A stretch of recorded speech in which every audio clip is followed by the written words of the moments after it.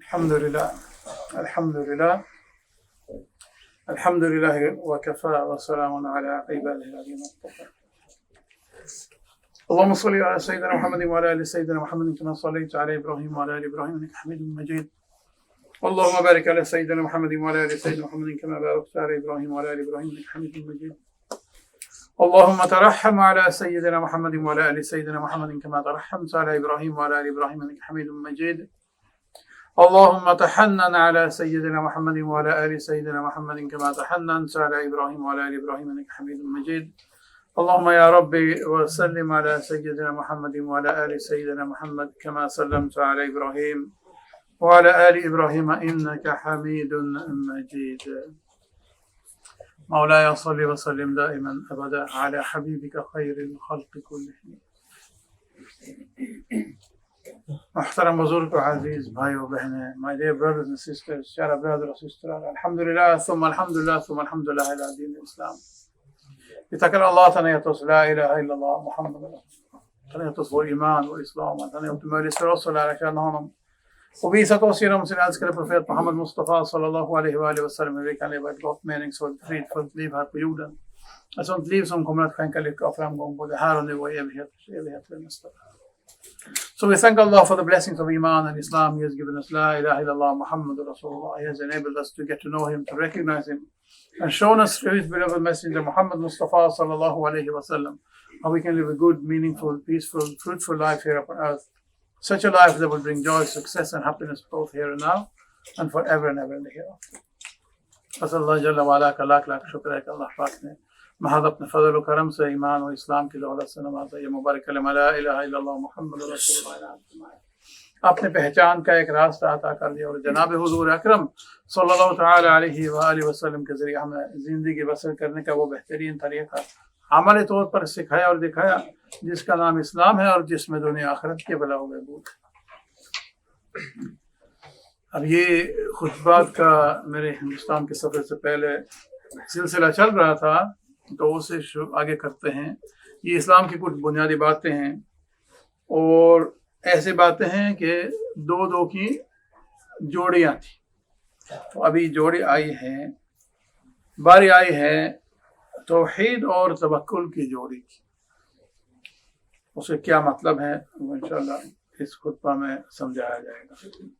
So we have been talking before I went to India about some very, very basic aspects of our faith, of our deen, of Islam. And many of them come in pairs. So now the time has come, or today's khutbah will be about the pair of tawhid and tawakkul. And it will be explained during the khutbah, inshallah, how does these two make up a pair? What is the relationship between them both? Så vi har alltså talat om några grundläggande aspekter av vår din, av vår islam, av vår sätt att leva som kallas islam. Och innan jag åkte till Indien så hade jag börjat berätta om olika som kommer i par. Det finns liksom två olika, det finns fakar och zuhud, det finns sabar och shukr och så vidare. Och idag tänkte jag prata om det paret som heter tawhid och tawakkul. Och vad de innebär, det kommer inshallah att förklaras i den här khutban.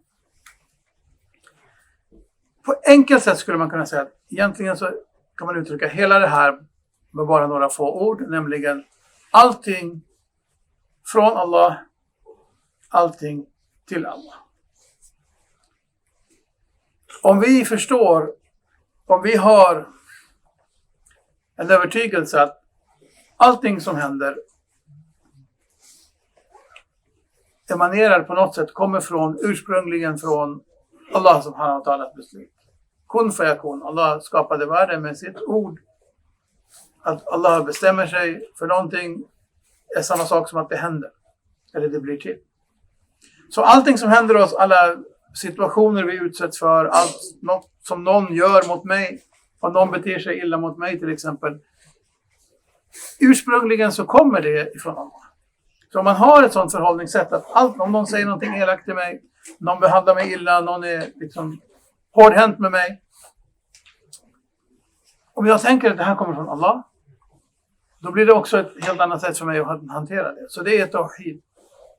Eller förlåt, det är tawakkul. Det är liksom att vi har förtröstan på det. Jag litar på att Allah har satt mig i den här situationen därför att det är det bästa som kan hända. Och då är det bästa jag kan göra är att rikta alla mina gärningar till Allah. Så att hela min relation, min interaktion blir mellan mig å ena sidan och mellan Gud å andra sidan. Istället för att springa runt och försöka interagera med alla olika andra delar av skapelsen. Vi måste naturligtvis finnas i den här världen. Vi måste förhålla oss till det som händer. Men i det stora är förhållningssätt. Så allting från Allah, allting som händer mig från Allah. Därför för att få det jag vill, eller för att hantera det som händer med mig, så ska jag också rikta mig till Allah. Och rikta min gudsdyrkan till Allah, men egentligen mitt allting till Allah. So basically this concept of tawhid and tawakkul can be explained very briefly with the sentence that everything is from Allah and everything is to Allah. Everything that comes from Allah, everything that happens to me, if you take it to its point, it comes from Allah subhanahu wa ta'ala. Someone is being not nice to me. Someone says something rude to me. Someone treats me harshly. Then I think this comes from Allah. Yes, it comes from that person, but for and foremost, it comes from Allah. So everything that befalls me, I become ill, it is raining, there is a traffic jam, or, of course, positive things. If I think that they are from Allah, then I will also know that my reaction to those things should be directed, or at least should be with my gaze firmly on Allah. I should relate, because if I can relate what happens to me to Allah, then I can also relate what I do to Allah. And that is my tawhid. Not only is my worship to Allah, but my everything is to Allah. If I ask Allah. My belief that only Allah can do that. So tawhid in many different types. I hold Allah to be unique and one. I believe that there is not more than one Allah. That is the basic, simple tawhid, but it's much, much more than that. I apply the means of this world, but I do not rely upon them. That's also tawhid. To understand that what happens to me is from Allah, that is also tawhid. No one in this whole world has any ability to do anything to me, positive or negative, if Allah doesn't want it to. That is tawhid. The tawhid is an extremely wide concept, and it is basically the most fundamental aspect of the whole of our deen. All categories is tawhid. But tawhid with a much wider scope than just not committing shirk. If you see what I mean. So ये बात तौहीद और तवक्कुल की बस चंद अल्फाज में बहुत आसानी से समझाया जा सकते हैं कि सब कुछ अल्लाह से है और सब कुछ अल्लाह के लिए है। यानी जो कुछ मुझे होता है वो भी अल्लाह की तरफ से होता है और जो मैं कर रहा हूँ वो भी अल्लाह के लिए होता है। तो सब अल्लाह से और सब अल्लाह के लिए, ये तौहीद और तवक्कुल है। देखिए हुजूर सल्लल्लाहु अलैहि वसल्लम ने इसके बारे में क्या फरमाया। हुजूर ने फरमाया है कि जब तू मांगता है तो अल्लाह से मांग, और मदद चाहता है तो अल्लाह से मदद तलब कर, और जान ले कि पूरी उम्मत यानी मखलूक अगर इस बात पर जमा हो जाए कि तुझे किसी चीज का या किसी किस्म का नफा पहुंचा दे, तो उतना ही नफा पहुंचा सकते हैं जो अल्लाह सुब्हानहू व तआला ने तेरे लिए लिखा है। और अगर पूरी उम्मत यानी पूरे इंसान और जिन पूरे जो है कायनात इस बात पर जमा हो जाए कि तुझे किसी किस्म का नुकसान पहुंचा दे, तो उतना ही नुकसान पहुंचा सकते हैं जितना अल्लाह सुब्हानहू व तआला ने तेरे खिलाफ लिखा है। रुफ़ियतिल अक़लाम व जुफ़्फ़तिस सुहुफ़, जो तकदीर लिखने वाले कलम होते हैं उठाए गए, और जिस स्याही से तकदीर लिखी जाती है वो खुश्क हो गई। बात हो गई। The Prophet ﷺ said, with regard to this tawhid and tawakkul, that if the whole of creation, he said the whole ummah, it doesn't mean only the Muslims or only the people, the whole of creation would gather and agree upon benefiting you in some way, they all come together to benefit you in some way, they will only be able to benefit you exactly as much as Allah has written for you.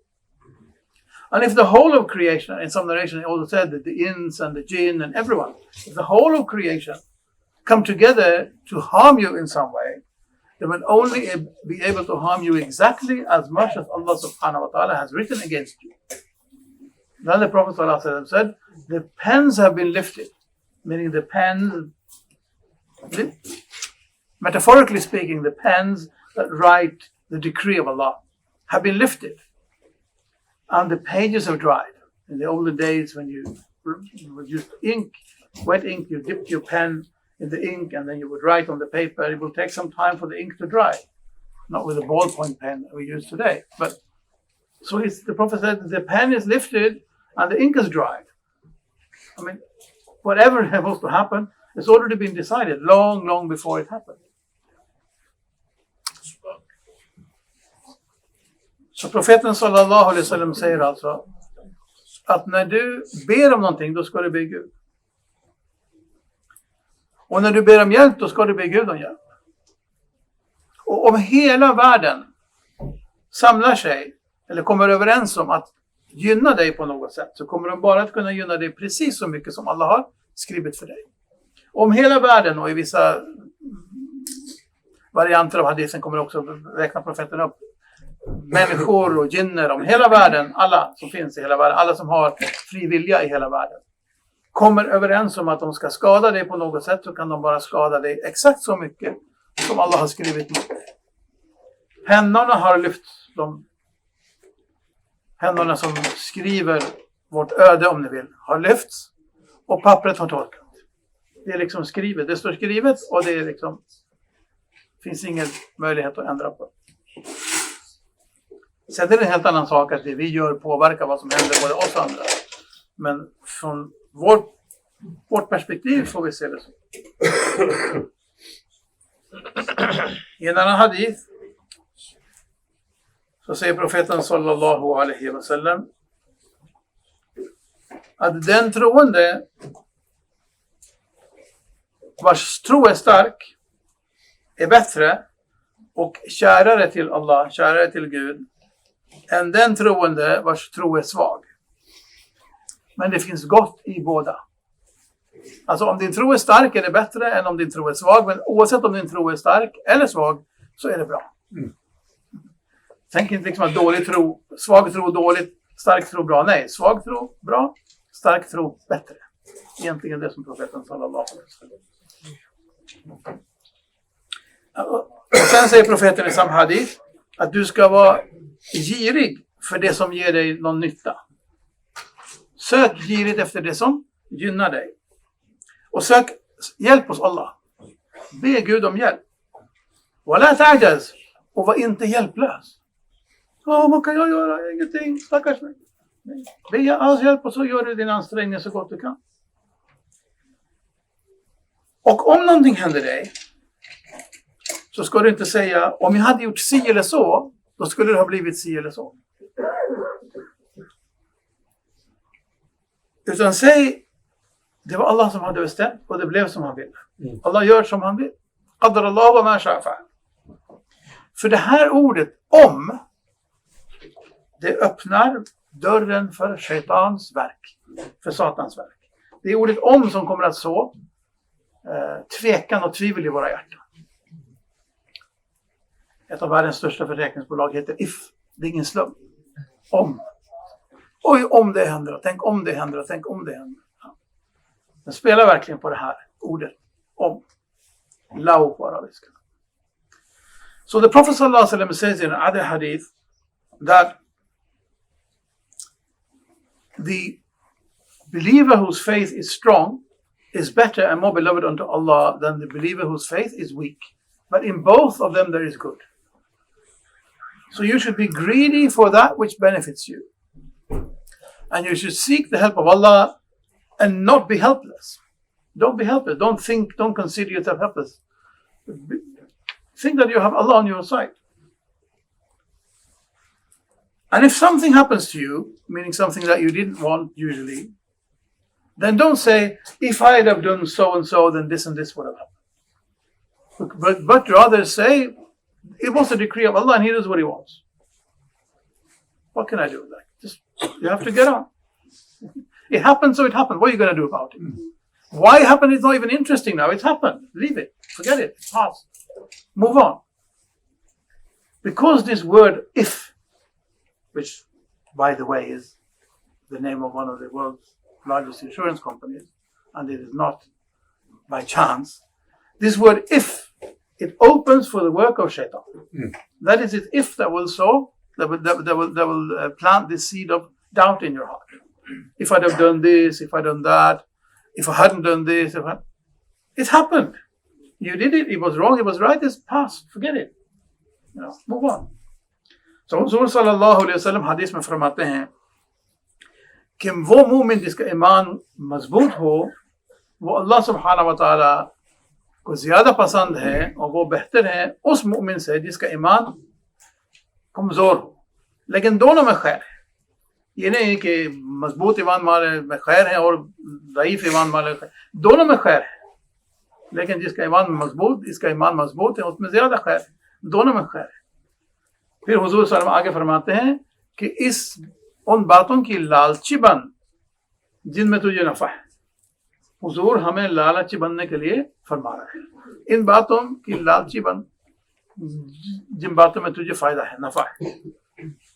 और अल्लाह से मदद मांग और बेबस ना हो, अपने आप को बेबस न समझना.